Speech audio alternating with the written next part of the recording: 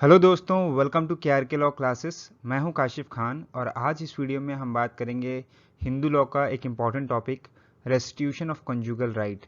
तो ये restitution of conjugal right क्या होता है, कब कोई पार्टी इस राइट को एक्सरसाइज कर सकता है, क्या इसके ग्राउंड्स हैं और क्या इसका जो है स्टैट्यूटरी प्रोविज़न है, सारी चीज़ें जो है इस वीडियो में हम डिस्कस करने वाले हैं।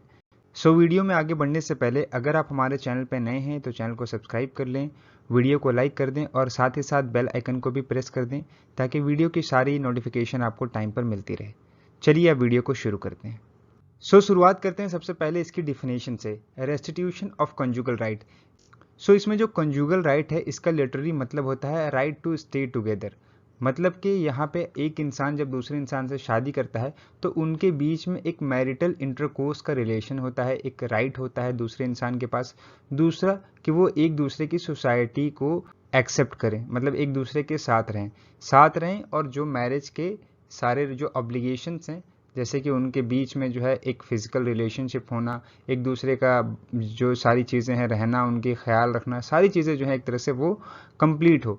तो एक इंसान अगर मान लीजिए अपना जो मैरिटल ऑब्लिगेशन उसके ऊपर है वो फुलफिल नहीं करता है, दूसरे की सोसाइटी को छोड़ के चला जाता है, तो उस जो ऑब्लिगेशन है उसको फिर से रीस्टोर करना दूसरे पार्टी के फेवर में, ठीक है, जिसका मतलब होता है रेस्टिट्यूशन ऑफ कंजुगल राइट। अब ये राइट कब एराइज होता है, तो जो section 9 of the Hindu marriage act 1955 है वो इसकी बात करता है कि अगर हस्बैंड या वाइफ बिना किसी रीजनेबल काउज के, विदाउट रीजनेबल एक्सक्यूज, एक दूसरे की सोसाइटी को छोड़ के चले जाते हैं, मतलब हस्बैंड अगर या तो वाइफ की सोसाइटी को छोड़ के चला गया या वाइफ हस्बैंड की सोसाइटी को छोड़ के चला गया, तो एग्रीव पार्टी, मतलब जिस पार्टी की सोसाइटी को छोड़कर दूसरा पार्टी गया है उस पार्टी के पास ये राइट होगा कि वो डिस्ट्रिक्ट कोर्ट में एक पिटीशन फाइल करे for restitution of conjugal right, कि सामने वाली जो पार्टी है उसको मेरे साथ जो है वापस लाकर रखा जाए, उसके लिए कोर्ट ऑर्डर करे।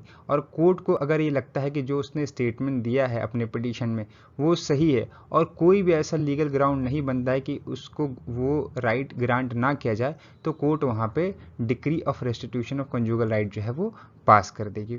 अब यहाँ पे एक इम्पॉर्टेंट चीज़ है कि ये जो राइट है वो कहाँ से आया। तो ये जो राइट है पहले जो है इंग्लैंड में जो है अप्लाई होता था, बाद में इसको प्रिवी काउंसिल ने first time in Munshi Bazrul versus Shamsun Nisa Begum के केस में, एक मुस्लिम लॉ का ये केस है, उसमें यहाँ पर लेकर आए थे। चलिए अब बात करते हैं कि रेस्टिट्यूशन ऑफ कंजुगल राइट को क्लेम करने के लिए या उसकी पिटीशन को फाइल करने के लिए एक पार्टी को क्या क्या चीज़ की ज़रूरत पड़ेगी।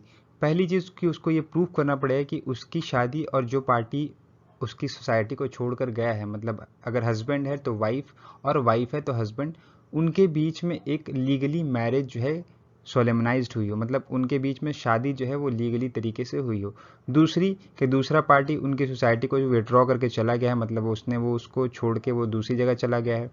उसके बाद ये कहता है कि जो छोड़कर गया है वो बिना किसी रीज़न के गया है, अगर वहाँ पे कोई रीजनेबल ग्राउंड वो देता है तब आप रेस्टिट्यूशन ऑफ कंजुगल राइट की पिटीशन को फाइल नहीं कर सकते। उसके बाद कहते हैं aggrieve party must apply for the restitution of conjugal right. तो जिस पार्टी की सोसाइटी को छोड़कर गया है वो पार्टी डिस्ट्रिक्ट कोर्ट के पास जाएगी और पिटीशन फाइल करेगी, और वहाँ पे जो कोर्ट है उसको ये लगना चाहिए कि कोई भी लीगल जस्टिफिकेशन नहीं है उस डिक्री को रिजेक्ट करने का, और कोर्ट जो है वहाँ पे एकदम सेटिस्फाई हो जाए कि हाँ इसके साथ, मतलब एक कह लें कि गलत हुआ है, इसको जो है शादी के बाद इसके वाइफ या इसके हस्बैंड जो है इसको छोड़ के चले गए हैं और वहाँ पे उसको वापस लाने के लिए हमें रेस्टिट्यूशन ऑफ कंजुगल राइट की डिक्री पास करनी है। इसके बाद जो इसका एक्सप्लेनेशन है वो ये कहता है कि अगर कोई पार्टी, मतलब जो सोसाइटी छोड़ के चली गई है, वो ये कहती है कि मेरे पास रीजनेबल काउज है इसलिए जो है मैं इसकी सोसाइटी को छोड़ के गई हूँ, मान लीजिए फॉर एग्जांपल ये कहता है कि ये मुझे मारता पीटता था, ये मेरे साथ क्रुएलिटी करता था, या कोई भी अदर ग्राउंड है, तो वहाँ पे उसके ऊपर ये बर्डन ऑफ प्रूफ हुआ कि वो प्रूफ करे कि ये जो रीजनेबल काउज है वो एग्जिस्ट करता है और इसके वजह से ही वो उसकी सोसाइटी को छोड़कर गया है। अब यहाँ पे बात आती है कि क्या जो है वो कंसीडर किया जाए कि विड्रॉल है। तो विड्रॉल का मतलब यहाँ पे कहा गया है कि सिर्फ और सिर्फ फिजिकल सेपरेशन नहीं बल्कि जो मेंटल प्रोसेस है उसको भी समझा जाएगा यहाँ पे विड्रॉल। मतलब कि दो लोग मान लीजिए घर में रहते हैं लेकिन जो है एक इंसान जो है दूसरे इंसान से ना बातचीत करता है ना उसके साथ सारे जो संबंध है मैरिज के वो स्थापित करता है, किसी भी तरीके का कोई भी कनेक्शन उनके बीच में नहीं है, तो वहाँ पर भी जो है उसको एक तरह से विड्रॉल फ्रॉम द सोसाइटी समझा जाएगा। अब विड्रॉल जो है वो टेम्प्रोरी नहीं होना चाहिए। फॉर एग्जांपल के तौर पर जैसे एक इंसान जो है वो कुछ दिन के लिए दूसरे कंट्री चला गया जॉब करने, तो आप ये नहीं कहेंगे कि वो जो है मुझे छोड़ के चला गया है। अब वो कुछ टाइम के लिए गया है, कुछ टाइम के बाद वो वापस आ जाएगा। तो इसलिए जो विड्रॉल है वो हमेशा परमानेंट होना चाहिए। अगर वो टेम्प्रोरी है तो वो विड्रॉल जो है कंसीडर नहीं किया जाएगा। उसके बाद यहाँ पे एक पॉइंट है कि वर्किंग वुमेन जो है अगर कहीं दूसरी जगह पे जाकर काम करती है तो क्या उनके against restitution of conjugal right का पिटीशन हस्बैंड फाइल कर सकता है, या क्या उसको कोर्ट जो है ये कहेगी कि आप अपने हस्बैंड के साथ आके रहो। तो इसमें जो सबसे इंपॉर्टेंट केस है वो है श्रीमती स्वराज गर्ग वर्सेस के.एम. गर्ग का। ये 1978 का केस है जो कि दिल्ली हाई कोर्ट ने डिसाइड किया था। इस केस में क्या हुआ था कि हस्बैंड एंड वाइफ जो है अलग अलग जगह जॉब करते थे, दोनों एक दूसरे को कहते रह गए कि आप जो है मेरी जगह आ जाओ अपनी जॉब को छोड़ के। वो कहते थे जो है हस्बैंड जो अपनी वाइफ से कहता था कि आप मेरी जगह आ जाओ अपनी जॉब को छोड़ के। तो इन दोनों के बीच में क्लैश हुआ और हस्बैंड जो है केस फाइल किया वाइफ के अगेंस्ट में। तो कोर्ट का यहाँ पे ये कहना है कि वाइफ के पास भी राइट है कि वो जॉब करे और दोनों इक्वल हैं सोसाइटी में under article 14 of the constitution of India. इस वजह से जो है आप यहाँ पे रेस्टिट्यूशन ऑफ कंजुगल राइट का केस नहीं फाइल कर सकते। उसके पास ये जो ग्राउंड है जॉब का वो एक रीजनेबल ग्राउंड है। अब हम बात करते हैं सबसे इंपॉर्टेंट चीज़ कि कॉन्स्टिट्यूशनली वैलिड है कि नहीं ये रेस्टिट्यूशन ऑफ कंजुगल राइट। मतलब कि अगर कोई कोर्ट ऑर्डर करती है एक पार्टी को कि दूसरी पार्टी के साथ आप जाके रहें तो वो कॉन्स्टिट्यूशनली वैलिड है कि नहीं। तो इसमें तीन बहुत ही इंपॉर्टेंट केस है। पहला केस है टी सरिता वर्सेस टी वेंकटा सुब्बैया।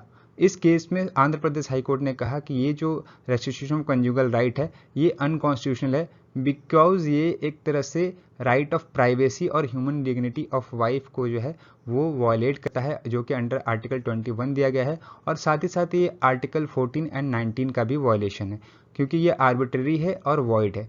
उसके बाद जो दूसरा इंपॉर्टेंट केस आया वो आया है हरविंदर कौर वर्सेस हरमिंदर सिंह। 1984 का केस है जिसको दिल्ली हाई कोर्ट ने डिसाइड किया था, लेकिन दिल्ली हाई कोर्ट ने ये जो जजमेंट है उसके अगेंस्ट अपना जजमेंट दिया और ये कहा कि जो सेक्शन 9 है वो वैलिड है and not violative of under article 14 and 29 of the constitution है। क्योंकि आप एक जगह पे शादी करते हो और शादी करने के बाद जो है आप के ऊपर ये ऑब्लिगेशन आता है। अगर आपको हस्बैंड के साथ नहीं रहना तो आपको शादी करने की ज़रूरत नहीं। आप शादी कर रहे हैं इसलिए जो है आपके ऊपर ये ऑब्लिगेशन है कि आप जो शादी के बाद जितने भी रिश्ते हैं, जितनी भी आपके ऊपर ऑब्लिगेशन है, जो भी आपकी ड्यूटीज़ हैं उसको आपको फुलफिल करनी है। और ये जो कंजुगल राइट है वो भी एक तरह से ऑब्लिगेशन है आपके ऊपर। उसके बाद सबसे इंपॉर्टेंट केस आया सुप्रीम कोर्ट के पास सरोज रानी वर्सेस सुदर्शन कुमार का।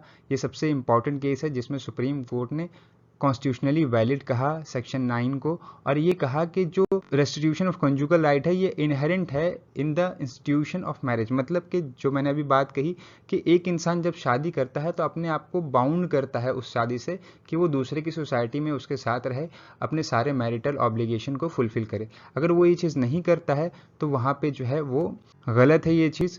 दूसरी बात ये कि वो अगर रीजनेबल एक्सक्यूज़ दे देता है तो ये ऑलरेडी उसको जो सेक्शन 9 का मिसयूज़ है उससे जो है उसको वो बचा देता है। तो मान लीजिए कोई इंसान उसको मारता पीटना है, हस्बैंड अपनी वाइफ को मार पीट रहा है, तो वहाँ पे क्या होगा कि वो उस ग्राउंड को दे सकती है कि इस वजह से मैं इसके साथ नहीं रह रही हूँ या मुझे कहीं दूसरी जगह जॉब करनी है और ये मुझे जॉब नहीं करने दे रहा है। तो उसके पास ऑलरेडी एक ग्राउंड है जो कि ऑलरेडी एक मिसयूज़ से बचाता है सेक्शन 9 के। अब बात आती है कि इसका इफेक्ट क्या होगा। तो अगर कोई इंसान के खिलाफ जो है रेस्टिट्यूशन ऑफ कंजुगल राइट का ऑर्डर पास हुआ है तो वहाँ पे दो चीज़ें हैं जो कि इसके इफेक्ट के लिए जो है इसको कंप्लायंस कराने के लिए जो है वो की जा सकती है। पहला है ऑर्डर 21 रूल 32 ऑफ सीपीसी, जो कि बात करता है कि अगर किसी इंसान ने रेस्टिट्यूशन ऑफ कंजुगल राइट के ऑर्डर को फॉलो नहीं किया तो उसकी प्रॉपर्टी को जो है वो अटैच किया जा सकता है। दूसरा है अंडर सेक्शन 13(1)(a) सब क्लाउज 2 हिंदू मैरिज एक्ट 1955, जो ये कहता है कि अगर एक साल तक उनके बीच में कोई भी कोहेबिटेशन नहीं हुआ, वो एक साथ आके नहीं रह रहे हैं और उनके बीच में कोहेबिटेशन नहीं हो रहा है for the period of 1 year, तो वहाँ पे जो है वो डिक्री ऑफ डिवोर्स जो है वो मिल जाएगा। मतलब जिस पार्टी, दोनों पार्टी के बीच में रेस्टिट्यूशन का ऑर्डर पास हुआ, कोर्ट ने वाइफ को कहा कि आप हस्बैंड के पास आके रहिए, या हस्बैंड को कहा वाइफ के पास जाके रहिए, और दोनों एक साल तक जो है एक दूसरे के साथ नहीं रहें और उनके बीच में कोई कोहेबिटेशन नहीं हुआ, तो वहाँ पे आप डिक्री ऑफ डिवोर्स के लिए पिटीशन फाइल कर सकते हैं। तो स्टूडेंट्स, ये था रेस्टिट्यूशन ऑफ कंजुगल राइट का पूरा कॉन्सेप्ट हिंदू लॉ के अंदर में। मिलते हैं इसी इंपॉर्टेंट वीडियो के साथ, तब तक के लिए good bye and keep reading.